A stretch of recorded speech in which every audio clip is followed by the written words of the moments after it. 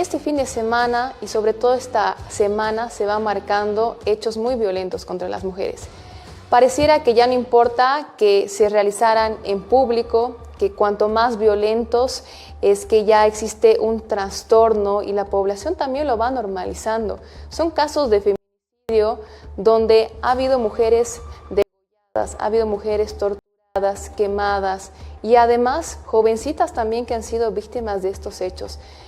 Para iniciar, queremos cambiar este rumbo de la información, no solo hablar de los detalles de estos casos, sino también de lo que sucede en la mente de un agresor.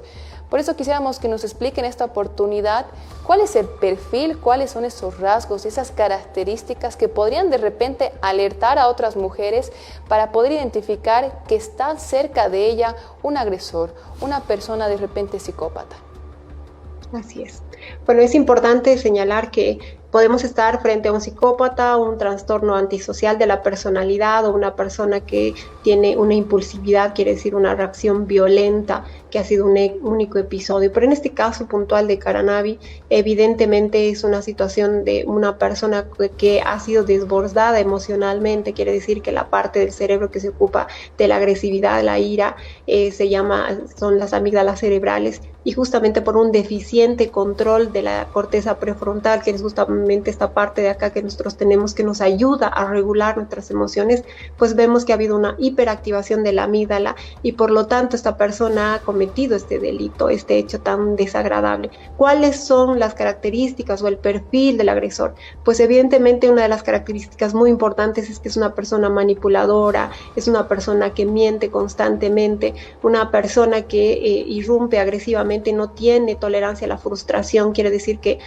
puede tener ya antecedentes de violencia con vecinos, que ya desde antes venía teniendo conflictos con otras personas, y además que es importante señalar que es una persona posesiva. Entonces cuando la persona quiere, en una relación de pareja, la persona se da cuenta de esas banderitas rojas, quiere salir de la relación, pues el agresor lo toma como algo en contra de su masculinidad, de su identidad, de algo que es de su posesión. Por lo tanto, la persona empieza a generar actitudes y conductas de manipulación hacia su víctima. Entonces, sí son banderitas rojas esto que le hablaba de personas manipuladoras, violentas, agresivas, que no toleran la frustración, no tienen sentimiento de culpa, ¿no? Entonces, entra en un ciclo de violencia psicológica donde la víctima empieza a cambiar su percepción de la realidad y a entender que hay una persona que está dominando la mente, que está empezando a señorearse sobre sus principios, sobre aquello que considera como valioso, que es nuestra dignidad como personas, ¿no? Licenciada, por lo que usted nos va indicando, esto es un proceso, ¿no? Ya tenemos de repente algunas cualidades que nos pueden alertar, pero sin embargo, cuando ya se llega a este límite, ¿estas personas son conscientes? Y por otro lado, ¿estas personas nacen con estas cualidades? ¿La sociedad las va fomentando? ¿Van cambiando con de repente los traumas, las situaciones que van viviendo? ¿Qué es lo que justamente les impulsa? ¿Cuál es ese factor detonante? Los estudios neurológicos nos señalan que hay factores genéticos y ambientales. Cuando hablamos de factores genéticos estamos hablando de que hay varios genes que están involucrados en el descontrol y la regulación emocional, la desregulación emocional. Entonces estas personas en el área de la corteza prefrontal, si hacemos un estudio de imagen, pues esa parte no se va a encender, que quiere decir que va a ser deficiente la función de esta parte que nosotros normalmente tenemos y que nos ayuda a inhibir conductas impulsivas. Entonces, ¿qué quiere decir? Que hay un factor genético, quiere decir que podemos tener los genes, pues que tiene un abuelito, un antecedente en la familia, y el porcentaje de herencia es más o menos del 2% hasta el 3% en algunos casos, y este gen, vamos a decir, está como dormido, y si además tú tienes el factor ambiental, estamos analizando, tienes una familia disfuncional, donde no hay roles bien establecidos, donde hay negligencia, violencia, maltrato, o perteneces a una familia de delincuentes, vamos a decir, pues se activa ese gen y pues por ende tienes este tipo de conductas. Entonces, que si hay o no un tratamiento, pues cada caso es particular, ¿no? Hay casos en los que sí, si se aborda, si hay un análisis temprano, una detección temprana en la adolescencia, incluso en la infancia, que ya van dando señales, ¿no? Por conductas desafiantes, hurtos, conflictos entre compañeros, el famoso bullying, ¿no? El que hace daño y todo eso, si se puede abordar tempranamente, es posible, por la neuroplasticidad que tiene nuestro cerebro,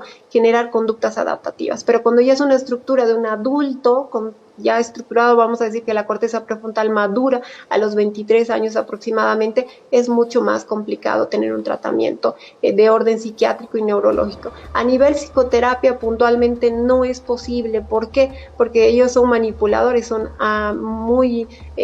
incluso pueden tener una capacidad intelectual muy alta, entonces ellos nos pueden aprender a nosotros los psicoterapeutas técnicas y herramientas para manipular a sus víctimas. Entonces cada caso es particular, pero es importante definir que siempre un tratamiento puede darse cuando la detección es temprana.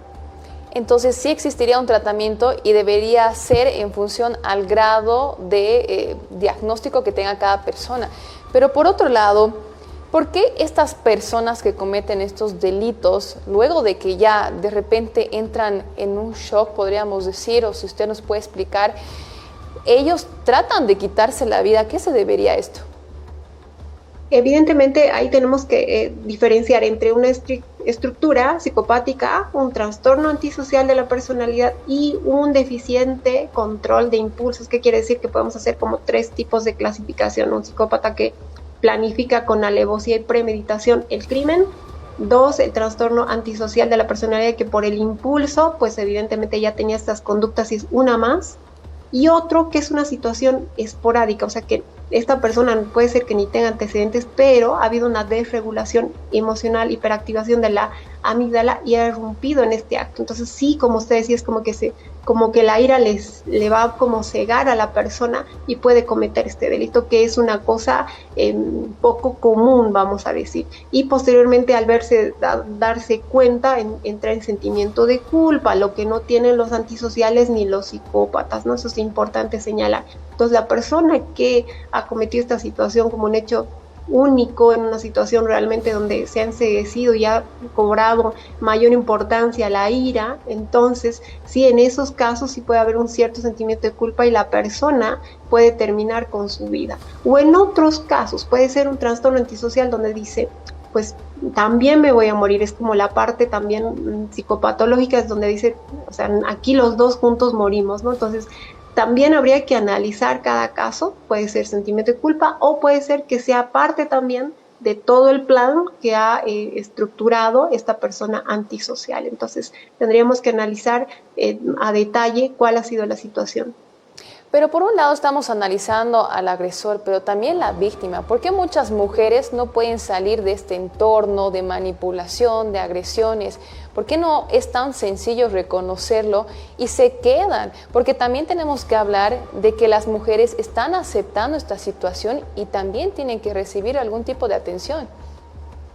Exactamente, hay estudios recientes de un científico, Moni, que habla de Love Map, que es una estructura, o vamos a decir como un mapa en tu mente de algunas parejas, no vamos a ir solamente mujeres, sino también hombres, donde empieza a activarse el sistema de recompensa que está relacionado con el placer.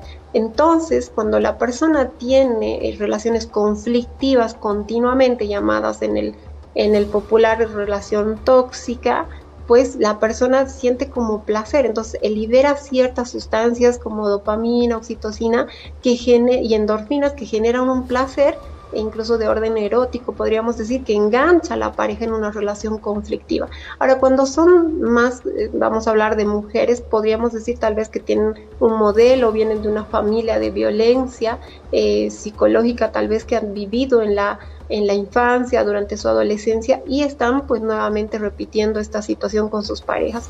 Pero este estudio sobre el Love Map es algo interesante, nos habla de relaciones conflictivas donde se activa, es como que la persona tuviera adicción a su pareja. Por eso decimos sistema de recompensa, que es parecido a lo que tienen las personas que tienen adicción a sustancias, al alcohol, por ejemplo, ¿no? Entonces se activa esa parte y la persona dice, yo sé que me hace mal, que me lastima, que me pega, que un montón de cosas que se da cuenta, pero no puedo estar con él, no puedo estar sin él, entonces tiene una disyuntiva interna. Entonces ahí sí se puede trabajar con terapia y es importante saber desde cuándo está viviendo esta situación de violencia la persona, la víctima en este caso, y pues es un trabajo arduo que no involucra una sesión, estamos hablando de un trabajo de muchas sesiones, quizás de meses, donde tenemos que cambiar esa estructura porque se han formado redes muy fuertes acerca de esta relación y se cree que no va a haber otra persona más para ella o para él y pues establece una conexión conflictiva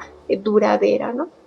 Y con este tipo de hechos, la población lo que tiene que hacer también es analizar las relaciones que tiene con su entorno, no solo con su pareja, sino también con los familiares, con los amigos, para poder ver si hay algún factor, algún inconveniente. Y en ese sentido, licenciada, ¿se van incrementando estos hechos? ¿A qué se debe? Antes no escuchábamos este tipo de crímenes, podríamos decir, de estos hechos tan violentos. ¿A qué se debería este incremento? Bueno, uno, de que estamos teniendo una educación muy permisiva, ¿no? Llamada la disciplina positiva, que en unos casos está muy bien aplicada, pero en otras está teniendo una distorsión. Cuando no hay una figura de autoridad en la familia, pues no hay reglas, no hay normas, y los niños, los adolescentes, los jóvenes están en una etapa de cambios hormonales y pues evidentemente hay actitudes que tienen que ver con la hipersexualidad, ¿no es cierto? Con la promiscuidad. Y esto está relacionado, ¿no? O sea, las relaciones que tienen de pareja muchas veces tienen que ver con estas relaciones eróticas muy intensas que tienen a temprana edad los jóvenes. Y respecto de, por decir, no en relaciones de pareja así de violencia, es porque hay una falta de control, ¿no? Una falta de control y también una parte de la educación que nosotros recibimos y por otro lado también en la parte económica, ¿no? El estrés que estamos viviendo a nivel población boliviana pues genera una desregulación. Cuando uno está muy estresado, una sobrecarga de estrés, puede surgir la ira y la agresividad como una respuesta, como una persona reactiva, sensible a cualquier situación, ¿no? Y algo que es muy importante también, me gustaría que me permitiera hablar sobre el impacto psicológico que puede tener sobre los testigos también que han estado presenciando este acto de Caranavi puntualmente, ¿no? Entonces es importante también abordar inmediatamente a estas personas que también han sido cercanas a la víctima, de que se les dé el abordaje psicológico que corresponde. Definitivamente, porque estas personas van a tener un trauma y al ingresar al aula ya van a recordar todos estos hechos o van a analizar qué podrían haber hecho o qué tendrían que haber dicho para evitar este hecho, pues cuando en realidad no es su culpa. Y en ese sentido, ya para ir finalizando, por favor, licenciada, la sociedad va normalizando estos hechos. Nosotros como medio de comunicación estamos difundiendo las imágenes que la verdad son aterradoras, son traumatizantes, porque vemos cómo ese sujeto ha agredido a esta mujer, pero no solo en este caso, sino también en el de Labra, donde vemos que han sido duramente torturadas. ¿Qué tenemos que hacer como sociedad? ¿Cómo vamos manejando también toda esta información? Porque, queramos o no, nos va afectando y esto se queda dentro de nuestro subconsciente. Totalmente, es importante que nuestro Ministerio de Salud active los programas porque estamos en alerta. Lamentablemente esta situación no es una cosa que pasa, no sé, esporádicamente. Estamos diariamente con situaciones y casos de violencia psicológica, violencia física y en este caso tan terrible, tan lamentable que genera un malestar a ambas familias, tanto a la familia de la víctima como a la familia del agresor. Estamos nosotros en una situación muy conflictiva, muy difícil. ¿Qué tenemos que hacer? Evidentemente tomar las medidas de precaución, la educación es importante. Una vez que nosotros vemos jóvenes que están teniendo esa conducta desafiante, pues asistirlos inmediatamente. Las escuelas, donde tenemos que trabajar, en las escuelas nosotros como psicólogos hacer un diagnóstico preventivo, generar talleres también de cómo podríamos nosotros regular nuestras emociones, cómo enfrentar las frustraciones, cómo desarrollar habilidades blandas. Esto es muy vital y muy importante para el contexto educativo en el que nosotros podemos trabajar ahora que estamos viviendo esta situación. Es importante que nuestros menores de edad no vean este tipo de imágenes, nuestros adolescentes tengan la explicación como la que usted está brindando ahora, que sepan que esto no es normal, que esto no se puede normalizar, que este es un delito y que esto amerita una justicia y que nosotros como padres que tenemos hijos adolescentes, hijos jóvenes, tenemos que estar alertas, hacer seguimiento de con quiénes se relacionan nuestros hijos. No sabemos porque la persona buenas a primeras no te da señales claras, pero si vemos que nuestro hijo está teniendo relaciones conflictivas, es importante nosotros hacer la función del lóbulo frontal, nosotros tener la parte racional y decir, hijo, esto está pasando, hijo, hija, está pasando esto con tu relación.